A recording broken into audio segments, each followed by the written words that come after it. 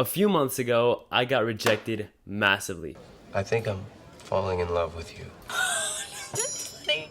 It's funny. There was this cute girl in my class I liked for over 5 years, ever since I was in middle school, and it took me the entirety of my high school career to get the courage to walk up to her and tell her I liked her. Surprisingly, she didn't like me back. I know, it's hard to believe. But honestly, it was probably because I rarely spoke to her, and whenever I did, it was nothing more than a couple of sentences. I don't know why I expected her to like me back when she barely knew me. It was a tough blow to hear that she didn't like me back, but that taught me 2 valuable lessons that absolutely changed my life and will continue to impact my future. These lessons boil down to 2 simple pictures I happened to find as I was dealing with this devastating heartbreak. These pictures don't mean much to you now, but you're gonna understand a lot more about them when I tell you the full story about my rejection. So after she said I'm not looking for a relationship in this stage of my life, as it usually goes, But I'm just not interested in you like that. Oh! I told her about various awkward situations that occurred throughout the years of high school between us two. I was mentioning comments that I made in sophomore year, freshman year, and even all the way back in 8th grade. I was trying to make light of this embarrassing situation, and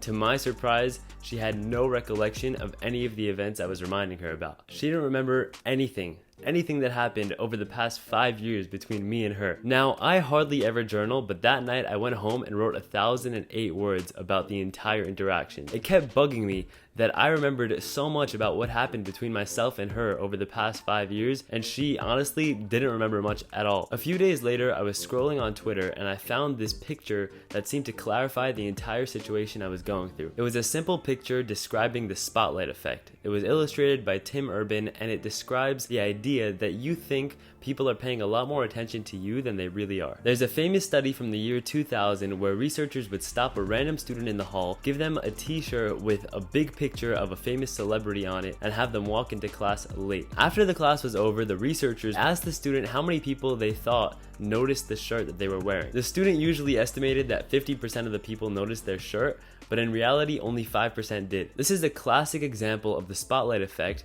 regarding the things that you're wearing, and many of you guys would probably see this in your everyday lives. When you're walking on the street and you wear a nice outfit, you're probably thinking that a lot more people are paying attention to it than they really are. If you're going to a party wearing something you think is embarrassing, most of the time, nobody cares. Greetings, Mother. I'm ready to beam down to the party.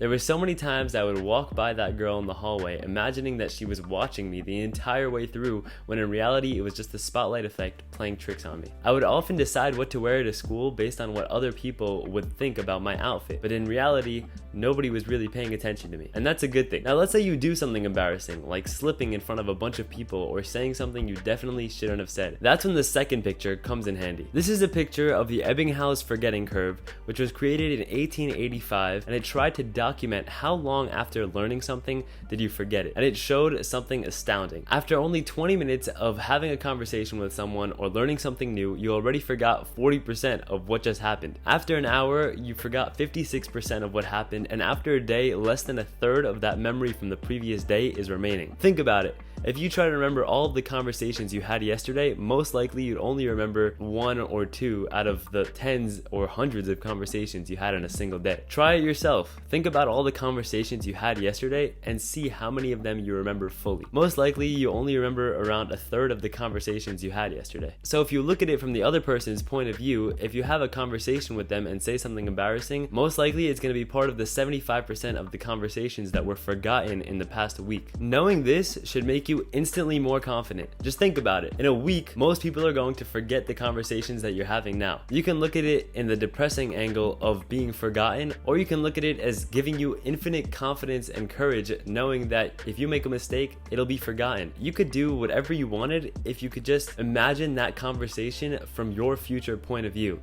I'm from the future.